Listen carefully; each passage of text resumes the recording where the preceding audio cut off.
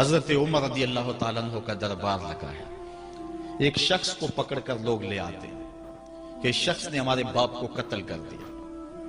حضرت عمر رضی اللہ تعالیٰ عنہ نے پوچھا کیا ماجرا ہے بھائی؟ اس نے کہا جی واقعی میں ان کے باپ کا قاتل ہوں، لیکن میں نے قصداً قتل نہیں کیا. ہوا یہ کہ میں ایک مسافر ہوں، جا رہا تھا، راستے کے اندر سبز چراگاہ تھی، میرا اونٹ بھوکا تھا، اس چراگاہ میں داخل ہو گیا. اس کے بوڑھے باپ نے پتھر اٹھایا اور میرے اونٹ کو مارا، اس کی آنکھ نکل گئی. مجھے بڑا غصہ آیا، میں نے وہی پتھر اٹھا کر اس کے باپ کو دے مارا، لیکن وہ ایسے ٹکانے پہ لگا کہ اس کا باپ فوراً فوت ہو گیا. میرا قصد اور ارادہ نہیں تھا، لیکن بہرحال میں اس بات کا اقراری ہوں کہ میں نے اس کے باپ کو قتل کر دیا ہے. آپ جو حکم سنائیں میں اس کو قبول کروں گا، لیکن میں ایک مہلت مانگتا ہوں کہ میرے دوست، میرے بھائی کی کوئی رقم میرے ذمہ ہے، میرے پاس اس نے امانت رکھی ہوئی ہے اور وہ مجھے پتا ہے کہ میں نے کہاں چھپا کے رکھی ہوئی. اگر آپ فیصلہ کر دیتے اور میری گردن کاٹ دی جاتی ہے تو وہ امانت جو میں نے رکھی ہوئی ہے سنبھال کر کے، میرے علاوہ کوئی جانتا بھی نہیں ہے، تو وہ اس تک کون پہنچائے گا؟ اگر آپ مجھے 3 دن کی مہلت دے دیں تو میں جا کر کے اس کی امانت اس کو واپس کر کے پھر واپس آؤں گا، پھر یہ پھندا پھانسی کا میں اپنے گلے میں ڈلوانے کے لیے تیار ہوں گا. حضرت عمر رضی اللہ تعالیٰ عنہ نے فرمایا کہ کوئی شخص تیری ضمانت دے دے تو ہم تجھے چھٹی دینے کے لیے تیار ہیں. اس نے دائیں بائیں دیکھا، پورے مدینے میں اس کا کوئی شناسہ ہی نہیں تھا، واقف ہی نہیں تھا، ایک اجنبی شخص تھا. حضرت ابو ذر غفاری کھڑے ہو گئے، کہا حضرت عمر میں اس کی ضمانت دیتا ہوں. ضمانت دے دی گئی، وہ چلا گیا. تیسرے دن وعدے کا جو وقت تھا، لوگ جمع ہو گئے، دربار لگ گئے. ابھی تک آنے والا نہیں آیا. لوگوں نے کہا ابو ذر تو نے غلطی کی ہے، ایک اجنبی کی ضمانت دی اور ابھی تک وہ نہیں آیا. اور میاں صاحب فرماتے ہیں ایک بار جو پھائیں اڑ جاندے اور پھر کدی نہ پھنس دے دے. ظاہر ہے وہ چلا گیا، واپس تو نہیں پلٹ کے آئے گا، اسے پتا ہے کہ آگے سیدھی سیدھی میری موت ہے، تو تم نے یہ کیا غلطی کی؟ خیر آپ نے فرمایا کہ اگر وہ نہ آیا تو یہ پھانسی کا پھندا میرے گلے میں ڈال لینا، لیکن بہرحال میں نے اس کی ضمانت دی. کچھ عرصہ بیتا کہ دور سے گرد و غبار اڑتا ہوا دکھائی دیا. جب صورت واضح ہوئی تو وہی شخص تھا. حضرت عمر فاروق رضی اللہ تعالیٰ عنہ کے دربار میں کھڑا ہو کہنے لگا حضرت کسی وجہ سے تاخیر سے پہنچا ہوں، معذرت چاہتا ہوں، اب جو حکم ہے پورا کیجیے. حضرت عمر رضی اللہ تعالیٰ عنہ اس کے پھانسی کے احکامات جاری کر چکے تھے. آپ نے فرمایا کہ ابو ذر یہ بتا کہ تو نے اس کی ضمانت کیسے دی جب تو اسے جانتا نہیں تھا؟ تو سن حضرت ابو ذر غفاری نے کیا کہا ایک اجنبی میرے محمد کے مدینے میں پناہ مانگ رہا تھا اور اس نے چاروں سمت دیکھا اور کوئی شخص نہیں تھا جو اس کو امان دیتا اور اس کی ضمانت دیتا، تو میں نے اس لیے ضمانت دے دی کہ نہ بھی آیا تو اپنی جان چلی جائے گی. کل کو یہ تو نہیں کہے گا کہ محمد کے مدینے میں کسی نے ضمانت مانگی تھی، پورے شہر میں کوئی ضمانت دینے والا نہیں تھا. اس کو کہا کہ انہوں نے تو ضمانت دے دی، میاں اب تو بتا کہ تو چلا گیا تھا، تجھے جانتا کوئی نہیں تھا، نہ پلٹ کے آتا تو تجھے کوئی پوچھنے والا نہیں تھا، تو نے یہ دوبارہ موت کے منہ میں کیوں اپنا سر رکھا ہے؟ تو اس نے کہا کہ میں نے کہا کہ ایک اجنبی کی ضمانت ایسے شخص نے دی ہے جو مجھے جانتا بھی نہیں ہے، اور اگر میں نہ گیا تو لوگ قیامت تک اجنبیوں پر بھروسہ نہیں کریں گے کہ اجنبی یوں سلوک کیا کرتے ہیں. تو حضرت عمر رضی اللہ تعالیٰ عنہ اس کے پھانسی کے احکام جاری کیے. تو جن کے باپ کو قتل کیا تھا وہ بیٹے کھڑے ہو گئے، کہنے لگے تاریخ کی کالک ہم اپنے منہ پہ ملیں گے، ہم بھی اپنے باپ کے قاتل کو معاف کر دیتے ہیں. یہ ہماری تاریخ ہے، یہ ہماری کہانی ہے. لیکن آج ہم کس جگہ پہ کھڑے ہیں اور کیا ہماری صورتحال ہے؟ نہ ہمارا کردار رہا اور نہ ہمارا کوئی تشخص رہا. آج ہم نے اپنا تشخص بھی مٹا کے رکھ دیا، اپنے طرز زندگی بھی بدل دی. نہ ہماری باطن کی وہ روشنی رہی، نہ ظاہری وہ صورتیں رہی کہ ہم پہچانے جائیں کہ حضور کے غلام ہیں، بلکہ آج بھانت بھانت کی بولیاں بول رہے ہیں. اقبال نے کیا کہا تھا؟ اپنی ملت پر قیاس اقوام مغرب سے نہ کر، خاص ہے ترکیب میں تجھے قوم رسول ہاشم. حضرت عمر نکلے یروشلم میں، ایک اونٹ ہے، ایک غلام ہے، کبھی وہ سوار ہوتا ہے، کبھی آپ باری مقرر کی ہے۔ جب قریب پہنچے یروشلم کے تو عمر کی باری نکیل پکڑنے کی اور غلام کی باری اوپر سوار ہونے کی آ گئی۔ غلام نے کہا آقا میں مرضی سے اپنی باری چھوڑتا ہوں، آپ آ جائیں، دشمنوں کے مفتوحہ علاقے میں آ رہے ہیں، تازہ تازہ علاقہ فتح ہوا ہے، اسلام کی شان و شوکت ظاہر ہو۔ عمر نے کہا اسلام کی شان و شوکت ایسے ظاہر نہیں ہوتی ہے، اپنی باری پہ تم بیٹھو گے، اپنی باری پہ میں بیٹھوں گا۔ لوگ منتظر کھڑے ہیں، دور سے جب دیکھا کہا اس کی ہیبت سے کانپتے تھے ہم، یہ تو کوئی حبشی لگتا ہے، رنگ کالا ہے، ہونٹ موٹے ہیں، اس سے تو زیادہ حسین اس کا غلام ہے جو آگے آگے چل رہا ہے۔ حضرت ابو عبیدہ نے کہا دھوکہ کھا رہے ہو، ہمارا آقا وہ نہیں ہے جو اونٹنی کے اوپر سوار ہے، ہمارا آقا وہ ہے جو لگام تھامے آگے آگے چل رہا ہے۔ حضرت عمر رضی اللہ تعالیٰ عنہ کو آگے بڑھ کے جابیہ کے مقام پہ حضرت ابو عبیدہ بن جراح نے استقبال کیا، تو حضرت عمر آگے بڑھے اور انہوں نے آگے بڑھ کر کے حضرت ابو عبیدہ کے دونوں کندھوں پہ ہاتھ رکھا، اور سنو حضرت عمر نے کیا کہا لا الہ الا اللہ انا کنا اذل قوم فاعزنا اللہ بالاسلام۔ کہا کہ لا الہ الا اللہ، اے ابو عبیدہ بن جراح، ہم ایک ذلیل قوم تھے اور اللہ نے ہمیں اسلام کی وجہ سے عزت عطا کی ہے، اور میں تمہیں ایک تاریخ ساز بات کہنے لگا ہوں، اور وہ یہ ہے کہ جب تک ہم اس عزت والے اسلام کے دامن کو تھامے رہیں گے ہماری عزت قائم رہے گی، اور جب اسلام کے علاوہ کسی اور جگہ سے عزت ڈھونڈیں گے تو رسوا کر کے رکھ دیے جائیں گے۔ یہ ہے وہ خلاصہ جو حضرت عمر نے امتوں کے عروج و زوال کا بیان کیا ہے۔ اس امت کو جو خیرات ملی ہے تخت و تاج کی، وہ پینٹاگون سے نہیں ملی، وہ واشنگٹن سے نہیں ملی، وہ وائٹ ہاؤس سے نہیں ملی، وہ محمد عربی کے جوڑوں کا صدقہ ملی ہے۔ اس لیے جب ہم نے اسلام سے انحراف کیا، پاکستان حاصل کیا گیا تھا، پاکستان کا مطلب کیا؟ لا الہ الا اللہ۔ ہم نے اس نعرے کو چھوڑ دیا ہوا ہے، ہم نے انحراف کر دیا ہے۔ آج ہماری نظریں مغرب کی طرف لگی ہے کہ تخت و تاج اس سے نصیب ہوتے ہیں، اور دنیا کے اوپر ہم رسوا ہو کے رہ گئے۔ ہماری پستی، ہماری زبوحالی، ہماری ذلت کا سبب یہ ہے کہ جس جگہ سے ہمیں عزت ملی تھی ہم نے وہ مرکز ہی چھوڑ دیا ہے۔ اس مرکز حیات کو، اس مرکز زندگی کو، اس مرکز عزت کو ہم نے چھوڑ دیا ہے، اور دنیا کے اوپر ہم رسوا ہو رہے ہیں۔ انہی حضرت عمر کی کہانی ہے۔ وادی تہامہ سے گزر رہے تھے کہ بچوں کی طرح بلک بلک کے رونے لگے۔ کہا عمر جوان آدمی ہو اور بچوں کی طرح بلک کے رو رہے ہو؟ کہا تم نہیں جانتے، مجھے بچپن کی کہانی یاد آ گئی۔ کہا کیا کہانی ہے؟ کہا یہی عرض تہامہ تھی، میرے باپ خطاب نے مجھے 5 اونٹ دیے تھے، کہا انہیں لائن میں کھڑا کرو سیدھا۔ میں آگے والا سیدھا کرتا تھا، پیچھے والا ٹیڑھا ہو جاتا، پیچھے والا سیدھا کرتا، آگے والا ٹیڑھا ہو جاتا۔ میرے باپ خطاب نے مجھے بڑا مارا۔ کہا ایک عرب کے بیٹے ہو کہ تم سے 5 اونٹ لائن میں کھڑے نہیں ہوتے؟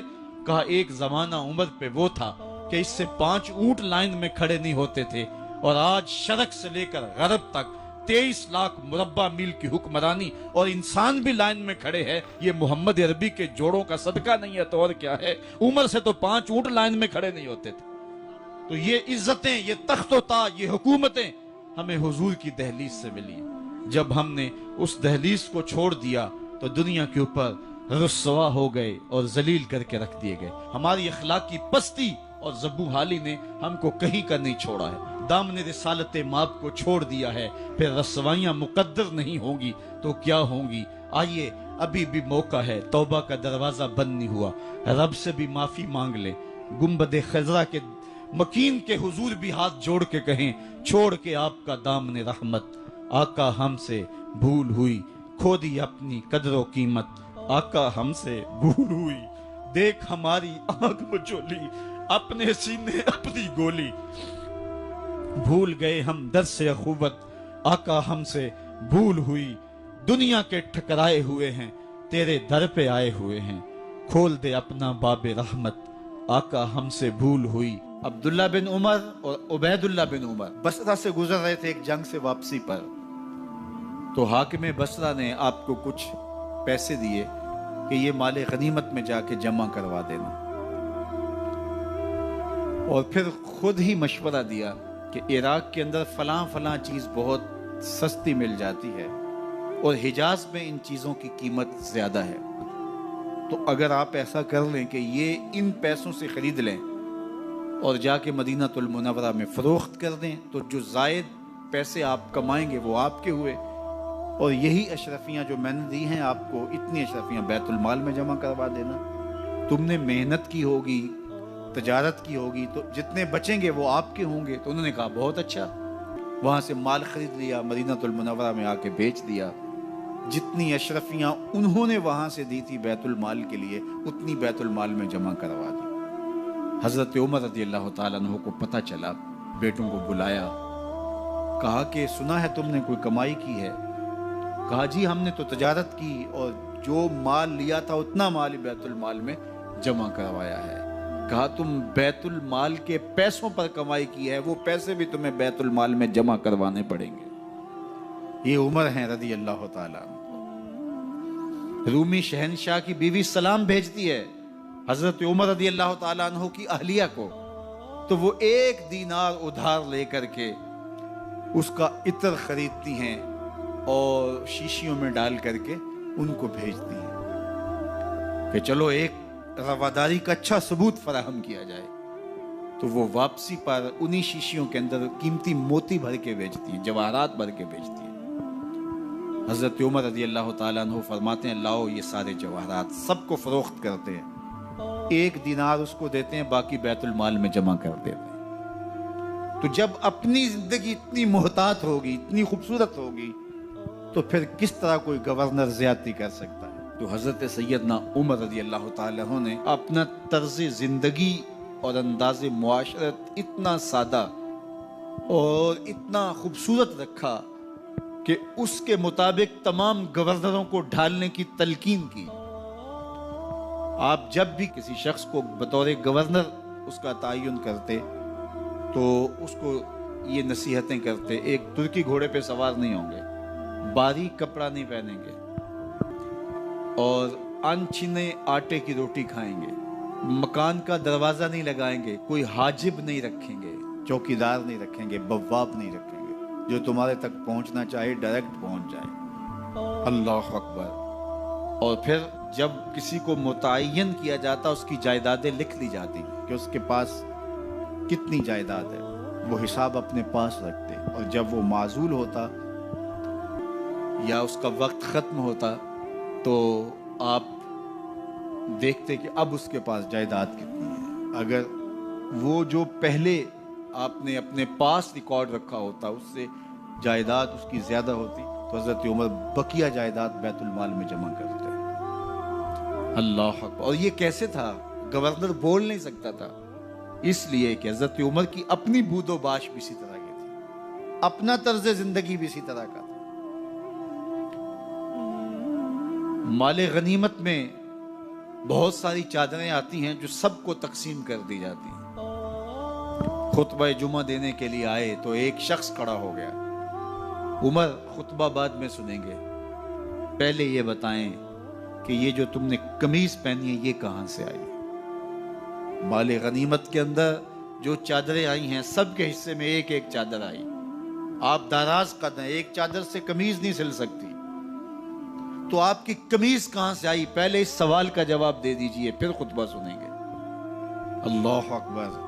آپ کے بیٹے کھڑے ہوتے ہیں، کہا ایک چادر سے میرے باپ کی قمیض نہیں بنتی تھی، میں نے اپنے حصے کی چادر بھی اپنے باپ کو پیش کی ہے۔ اس نے کہا اب سناؤ، اور ہم سنتے ہیں۔ یہ ہے حضرت عمر رضی اللہ تعالیٰ عنہ کی اپنی ذاتی زندگی۔ ایاز بن غنم کے بارے میں یہ پتہ چلتا ہے کہ وہ موٹے کپڑے نہیں باریک کپڑے پہنتا ہے۔ اس نے گھر کے دروازے پر بواب بھی رکھا ہوا ہے، چوکیدار بھی رکھا ہوا ہے۔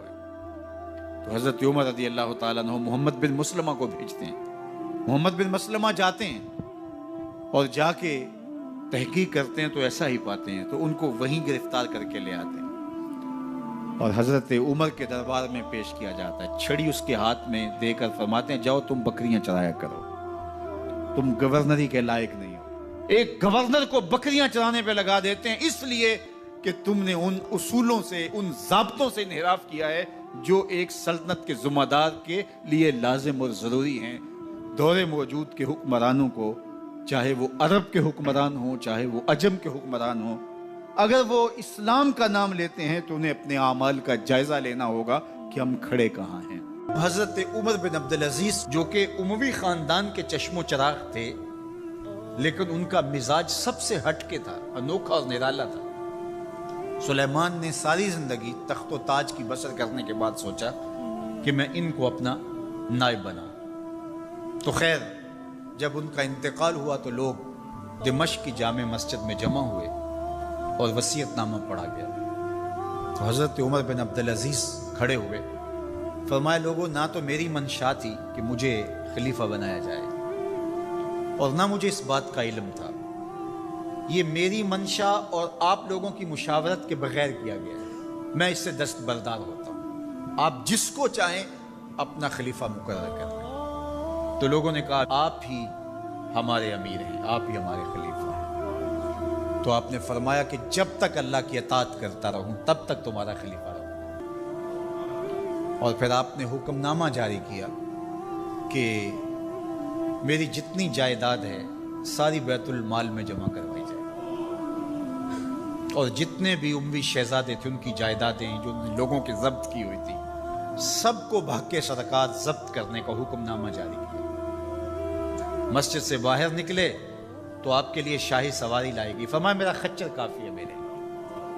گھر پہنچے تو اپنی بیوی فاطمہ بنت عبد الملک سے کہا، جو بادشاہ کی بیٹی ہے، بادشاہ کی پوتی ہے اور 4 بادشاہوں کی بہن ہے، ناز و نعم میں پلی ہوئی ہے، کہا اگر میرے ساتھ تم رہنا چاہو تو تمہیں اپنے سارے زیورات، زر و جواہر، سارا مال بیت المال میں جمع کروانا ہوگا اور فقیرانہ زندگی بسر کرنا ہوگی۔ اب اس پاک باز خاتون نے کہا کہ میں اس کے لیے تیار ہوں، میں فقیری کی زندگی کو ترجیح دیتی ہوں۔ اب حضرت عمر رضی اللہ تعالیٰ عنہ نے صرف 2 سال 5 ماہ اور کچھ دن حکومت کی اور 3 بر اعظموں پر سلطنت اسلامیہ پھیلی ہوئی تھی، اور آپ روتے تھے کہ ان لوگوں کا حق بھی میرے اوپر بلا مطالبہ ہے جو دنیا کے کسی بھی خطے کے اوپر اس سلطنت کی حدود میں بستے ہیں۔ عید کا موقع آیا، عیدگاہ میں جب لوگ ایک دوسرے کو مل رہے تھے تو امیر المومنین کے بیٹوں کے کپڑے خستہ تھے، پرانے تھے، پیوند لگے ہوئے تھے۔ تو آپ نے اپنے بیٹوں سے کہا کہ تمہیں شرم تو آ رہی ہوگی کہ امیر المومنین کے بیٹے ہو کے تمہیں ڈھنگ کا لباس بھی دستیاب نہیں ہے۔ تو آپ کا ایک بیٹا عبد الملک بن عمر بن عبدالعزیز جو آپ کی زندگی میں انتقال کر گیا تھا، اس نے کہا ہمیں اس بات پہ فخر ہے کہ ہمارے باپ نے خیانت نہیں کی ہے، ہمارا باپ دیانتدار ہے۔ جب گھر آتے ہیں تو آپ کی بیٹیاں آپ کو عید مبارک کہتی ہیں، آپ سے ملتی ہیں، لیکن منہ پہ کپڑا دھرا ہوا ہے۔ تو حضرت عمر رضی اللہ تعالیٰ عنہ عمر بن عبدالعزیز بولتے ہیں کہ بیٹی آپ نے چہرے کے اوپر کپڑا کیوں رکھا ہوا ہے؟ تو وہ کہتی ہیں ہم نے کچے پیاز سے آج کھانا کھایا ہے، تو اس لیے ہم نے کپڑا رکھا ہے کہ آپ اس کی سمیل محسوس نہ کریں۔ تو حضرت عمر بن عبدالعزیز رو پڑتے ہیں اور فرماتے ہیں کہ کس باپ کا جی نہیں چاہتا کہ میری اولاد آسودہ ہو، لیکن میں آخرت سے ڈرتا ہوں۔ حضرت عمر بن عبدالعزیز رضی اللہ تعالیٰ عنہ کے 2 سال 5 ماہ اور چند دنوں کے اندر ایسا عدل پھیلتا ہے کہ لوگ کہتے ہیں ہمیں لگتا تھا آسمان اور زمین کے درمیان ترازو گاڑ دیا گیا ہے، ہر شے پوری پوری تولی جا رہی ہے، اور اتنی خوشحالی آتی ہے، اتنی خوشحالی آتی ہے، لوگ زکوٰۃ کے پیسے لے کے نکلتے ہیں، کوئی زکوٰۃ لینے والا نہیں ملتا۔ ایک علاقے کے لوگ حضرت عمر بن عبدالعزیز کو خط لکھتے ہیں کہ حضرت زکوٰۃ کا کیا کریں؟ فرمایا غریبوں کو دے۔ کہا کوئی غریب رہا ہی نہیں، تو کہا کہ اچھا آپ اس طرح کریں کہ جن کی شادیاں نہیں ہوئی ان کا مہر ادا کر کے شادیاں کروا دیں۔ تو وہ جواب میں لکھتا ہے یہ بھی ہو چکا۔ تو کہا لوگوں کو قرضہ دے دیں۔ کہا کسی کو قرضے کی ضرورت ہی نہیں ہے۔ تو پھر فرماتے ہیں اچھا غیر مسلموں کو قرضہ دیں تاکہ وہ کھیتی باڑی کر کے زراعت کے کام کو بڑھائیں۔ یہ عمر بن عبدالعزیز کا دور ہے۔ عدل پھیلا، نور پھیلا، روشنی پھیلی، شہزادگی کی زندگی سے ایک دم اپنے آپ کو ایک چھوٹے سے کٹیا کے اندر محدود کر دیا۔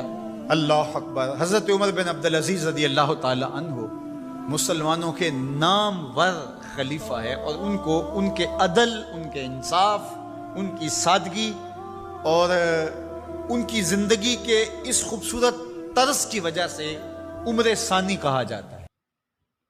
حضرت عمر فاروق رضی اللہ تعالیٰ عنہ کی عدالت ایک روشن مثال ہے۔ عدل و انصاف کی اس ویڈیو میں دیکھیں کہ اس طرح انہوں نے حق و باطل میں فرق کیا، مظلوم کی مدد کی اور معاشرے میں انصاف قائم کیا۔ یہ واقعہ ہمیں سکھاتا ہے کہ قیادت میں انصاف اور ایمانداری کی کتنی اہمیت ہوتی ہے۔ دوستو اگر ویڈیو اچھی لگی ہو تو ویڈیو کو لائک اور چینل کو ضرور سبسکرائب کر دیا کریں، ہم لائیں گے آپ لوگوں کے لیے اس طرح کی اور اسلامی ویڈیو۔ تو پھر ملاقات ہوگی نیکسٹ ویڈیو میں۔